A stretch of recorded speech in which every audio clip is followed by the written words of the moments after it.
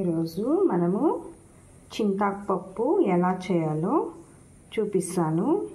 చాలా బాగుంటుంది. సంగట్లోకి, అన్నంలోకి ఇలా ఒక మాట ట్రై చేసి చూడండి. నాత చింతాకు తీసుకోవాలి. కందిపప్పు తీసుకోవాలి.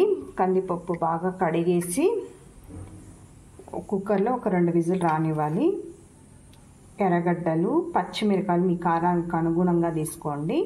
తెల్లగడ్డలు ఇవన్నీ కుక్కర్లో వేసి ఉడకపెట్టేదానికి తిరాబాతుకు సపరేట్గా మళ్ళీ ఎర్రగడ్డలు, తెల్లగడ్డలు, ఒక 2 పచ్చిమిరకాయలు, కరివేపాకు, ఉప్పు అన్నీ తీసుకోవాలి. ఇప్పుడు ఫస్ట్ మనం పప్పు కడిగేసి కుక్కర్లో పెట్టుకుంటాము. పప్పుతో పాటే ఆకేస్తే ఉడకదన్నమాట. పుల్లదనానికి ఫస్ట్ సపరేట్గా ఉడకపెట్టుకోవాలి. పప్పుని మళ్ళీ ఆకేసుకోవాలి. పప్పు కడిగేసి బాగా నున్నగా అయ్యేలాగా ఉడకపెట్టుకున్నాం కదా. ఈ పప్పులోకి మనము ఆకు అంతా వేసుకోవాలి. పప్పులోకి మనం చింతాకు, ఎర్రగడ్డలు, పచ్చిమిరకాయలు, తెల్లగడ్డలు, ఉప్పు మీకు రుచికి తగినంత వేసుకొని ఇందులోకి కాస్తంత పసుపును వేసుకొని నీళ్ళు పడితే నీళ్ళు సాను వేసుకొని ఒక్క విజిల్ రానిస్తాము. తర్వాత తిరాబాతు పెడితే బాగుంటుంది. చూడండి, నేను ఒక 1/2 గ్లాస్ దాకా నీళ్ళు వేసుకొని ఒక్క విజిల్ చాలు. మనకు ఆల్రెడీ పప్పు ఉడికిపోయింది. ఆకు కోసమే ముందుగానే ఆకేస్తే పప్పు ఉడుకుదు, ఆకు పుల్లగా ఉంటుంది కాబట్టి ఇప్పుడు ఒక్క విజిల్ రానిస్తాము.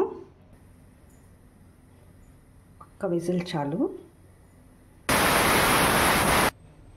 కుక్కరు విజిల్ చల్లారే లోపల మనం ఒక తిరాబాతు పెట్టుకుంటాము. నూనె ఒక 2 స్పూన్లు వేసుకొని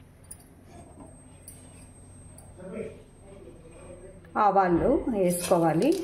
నూనె వేడెక్కుతానే ఆవాలు వేసుకొని ఆవాలు చిట్టపట్లాడుతానే ఎర్రగడ్డలు, పచ్చిమిరపకాయలు, తెల్లగడ్డలు వేసి బాగా వేపుకోవాలి. కాస్తంత జీలకర్రను వేసుకుంటాము. ఇందులోకి కరివేపాకును వేసుకొని మార్చుకుంటాము.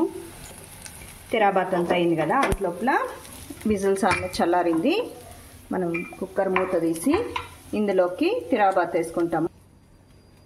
మనం ఆల్రెడీ తిరాబాత్ పెట్టుకున్నాం కదా, అది ఇందులోకి వేసుకొని కలబెట్టుకుంటే మన చింతాకు పప్పు రెడీ. తిరాబాత్ పెట్టుకున్నాక కలుపుకున్నాం కదా, ఇది ఒక బౌల్లోకి సర్వ్ చేసుకుంటాము.